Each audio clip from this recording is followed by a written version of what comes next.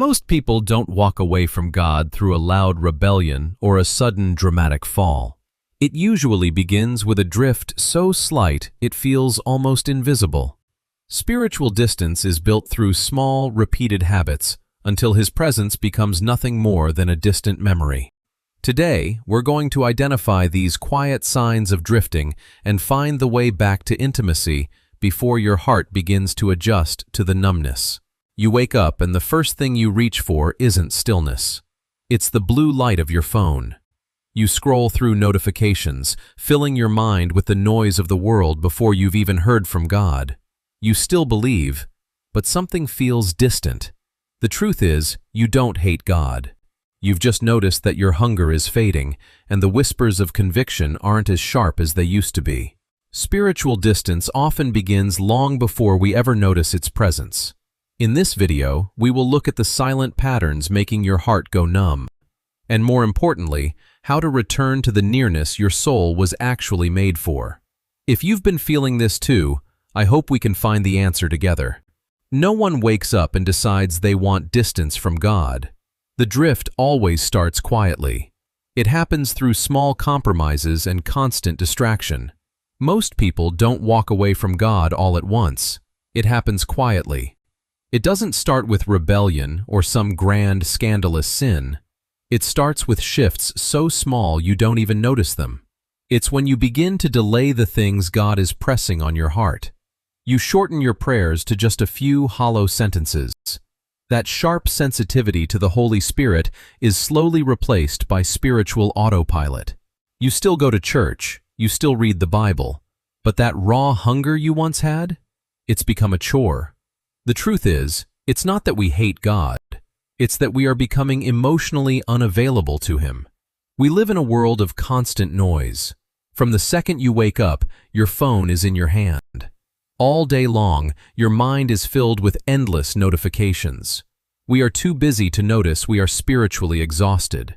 There is always an excuse for the lack of stillness, always a justification for those tiny compromises with your conscience. You still believe in God, but His presence no longer feels close. Hebrews chapter 2 verse 1 warns us to pay close attention so that we do not drift away. This drift is like a boat without an anchor. It slips away from the shore, one tiny wave at a time. You don't realize how far you've gone until you look back and the dock is out of sight. Less prayer, less hunger. That's how it happens. Is your soul slowly adjusting to this distance? Are you unintentionally losing that first love mentioned in Revelation? But the real danger isn't the drift itself. It's what happens when the heart starts to adjust to it. The first time it bothers you. Eventually, it barely crosses your mind. In the beginning, the conviction of the Holy Spirit is usually sharp and clear. When you do something wrong, you feel that immediate tug in your chest. But when those nudges are ignored over and over again, the voice starts to fade. It's not that God stopped speaking. It's that we've learned how to rationalize our mistakes. We begin to normalize the small compromises. The heart can survive around truth while slowly resisting it. The scariest part isn't failing once. It's when you no longer feel anything when you do. This is emotional desensitization. Your heart is retraining itself to adapt to the distance. Instead of feeling conviction over a toxic video or a small lie to avoid trouble, it just feels like life. You no longer feel that weight in your spirit when your prayers become rushed and empty. 1 Timothy chapter 4 verse 2 describes this as a conscience that has been seared. Repeated compromise has retrained your conscience. It's not a loud rebellion, it's a quiet numbness. Is the calm you feel right now true peace, or is it just the sign of a heart that has grown hard? And once the heart becomes numb, habits we once questioned start feeling normal. Some habits don't destroy us loudly. They reshape us quietly. It's not about obvious bad behavior. It's about a life that is slowly losing its sensitivity. It's pride disguised as self-reliance.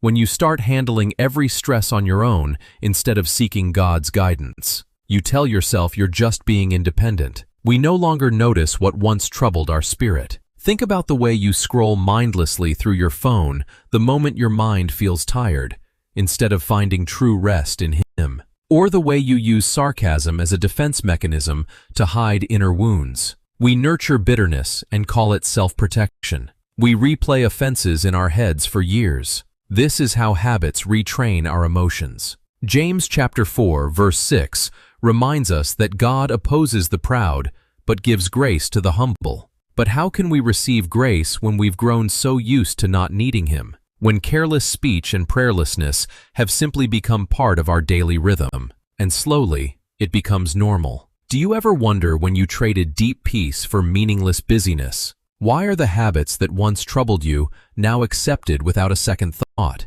But beneath all these habits is a deeper issue most people never notice. By now, you might realize that the scariest part isn't that we make mistakes.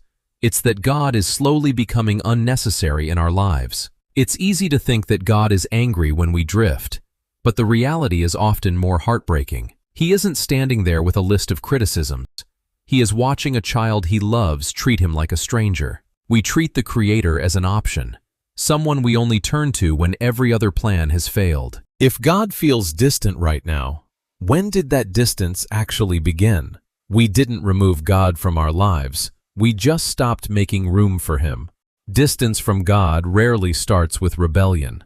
It starts with distraction. In a world of overstimulation and an obsession with productivity, we give our attention to everything else first. We seek comfort in entertainment before we seek it in Him, and eventually, silence starts feeling normal. Do you ever find yourself checking notifications during your devotion, or praying only while multitasking?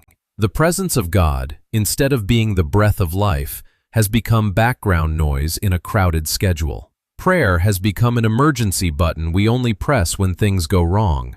Instead of a conversation between a child and a father, Jesus says in John chapter 15, verse 5, "Apart from me, you can do nothing." But our daily lives often try to prove the opposite. We struggle through our exhaustion alone, forgetting the nearness our souls were actually made for. Are you tired of carrying it all by yourself? Where did that peace you once knew go? It's a painful realization.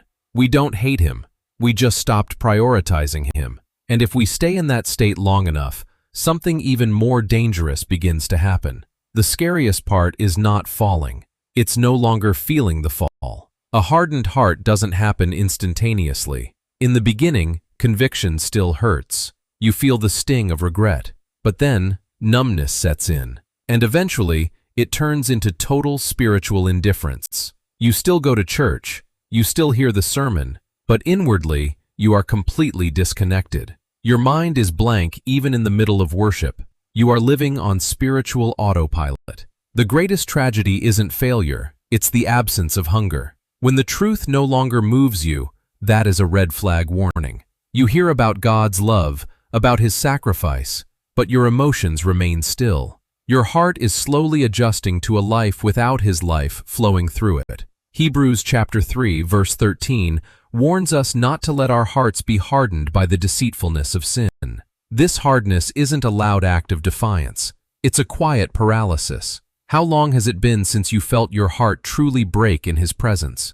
We often fear a grand fall, but it is the small distractions that truly erode our hunger for God. God's presence was never meant to become background noise in our lives.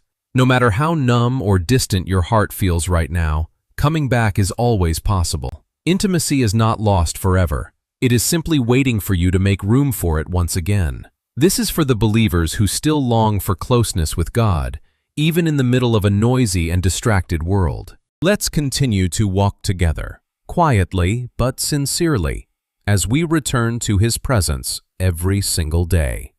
I'd love to hear which part of this journey resonated with you the most.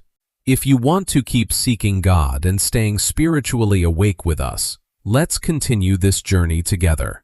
His grace is still available, and He is still calling you near.